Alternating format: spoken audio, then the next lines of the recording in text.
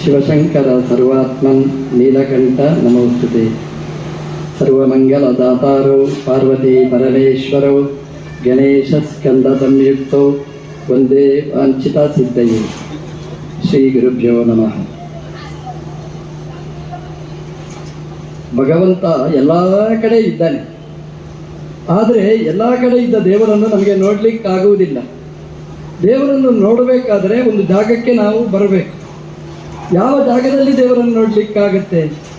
ಎಲ್ಲಿ ದೇವರ ವೈಬ್ರೇಷನ್ ಜಾಸ್ತಿ ಇರ್ತದೆ ಅಲ್ಲಿ ನಮಗೆ ದೇವರನ್ನು ನೋಡಲಿಕ್ಕಾಗತ್ತೆ.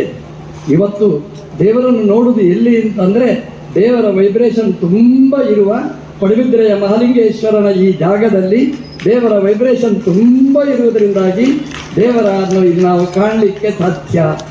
ಇಲ್ಲಿ ಎಲ್ಲಿ ನೋಡಿದರೂ ದೇವರ ಶಕ್ತಿ ನಮಗೆ ಕಾಣಿಸ್ತದೆ.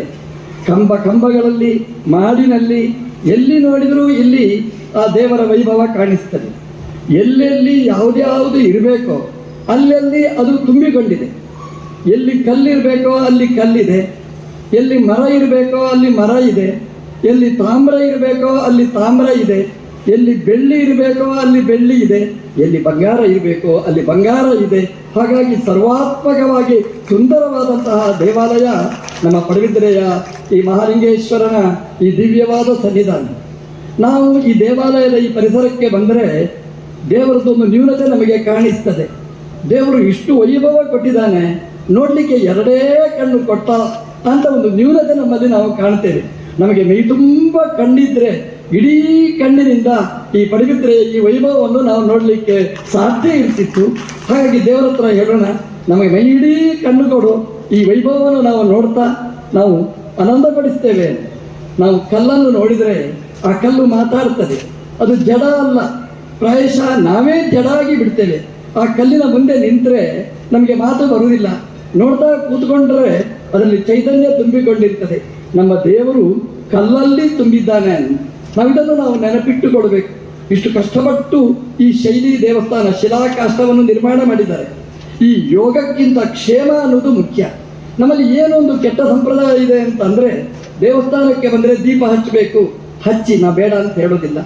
ದೀಪಕ್ಕೆ ತುಪ್ಪ ಹಾಕಬೇಕು, ಎಣ್ಣೆ ಹಾಕಬೇಕು, ಹಾಕಿ ತೊಂದರೆ ಇಲ್ಲ. ಆದರೆ ಆ ಎಣ್ಣೆಯನ್ನು ಆ ಕಲ್ಲಿಗೆ ಮಾತ್ರ ಒರೆಸಬೇಡಿ. ಅದು ಏನಿದ್ರೂ ನಿಮ್ಮ ತಲೆಗೆ ಒರೆಸ್ಕೊಂಡು ಹೋಗಿ ಅಷ್ಟೇ. ಆ ದೇವಸ್ಥಾನ ಅದನ್ನು ಸುಂದರವಾಗಿಡಿ. ಅದು ನೋಡಲಿಕ್ಕೆ ತುಂಬ ಚಂದ. ನಮ್ಮ ಗರ್ಭಗುಡಿಯಲ್ಲಿ ಮಾತ್ರ ದೇವರು ಇರುವುದಲ್ಲ, ಗೋಡೆಗಳಲ್ಲಿ ಇಂಚಿನಲ್ಲಿ ನಮ್ಮ ದೇವರು ತುಂಬಿಕೊಂಡಿರ್ತಾನೆ. ಅದನ್ನು ನೋಡಿ ನಾವು ದೇವರಿಗೆ ಕೈ ಮುಗಿರಿ, ದೇವರ ಅನುಗ್ರಹ ಮಾಡ್ತಾನೆ. ನಮ್ಮ ತಲೆನೇ ತಿರುಗುವಷ್ಟು ಸುಂದರವಾದಂತಹ ದೇವಸ್ಥಾನ ಇಲ್ಲಿ ನಿರ್ಮಾಣ ಆಗಿದೆ. ನೀವು ನೋಡಿ, ಒಂದೊಂದೇ ಅಂಶಗಳನ್ನು ನೋಡಿ. ನಾವು ಮೇಲೆ ನೋಡಿದರೆ ಕಾಷ್ಟಶಿಲ್ಪ, ತಾಮ್ರದ ಮಾಡು, ಇದೆಲ್ಲ ಸರ್ವಾಂಗೀಣವಾಗಿ ಸುಂದರವಾದ ದೇವಸ್ಥಾನ. ಅದು ಎಲ್ಲಕ್ಕೆ ತಿಲಕಪ್ರಾಯವಾಗಿ ಇವತ್ತು ಬಂಗಾರದ ಶಿಬಿಕ, ಬೆಳ್ಳಿಯ ಬಾಗಿಲುಗಳು ಅದೆಲ್ಲ ತುಂಬಿದೆ. ನಮ್ಮ ದೇವರಿಗೆ ಮಹಾಲಿಂಗೇಶ್ವರನಿಗೆ ಬಂಗಾರದ ಮುಖವಾಡವನ್ನು ನಮ್ಮ ಪ್ರಕಾಶ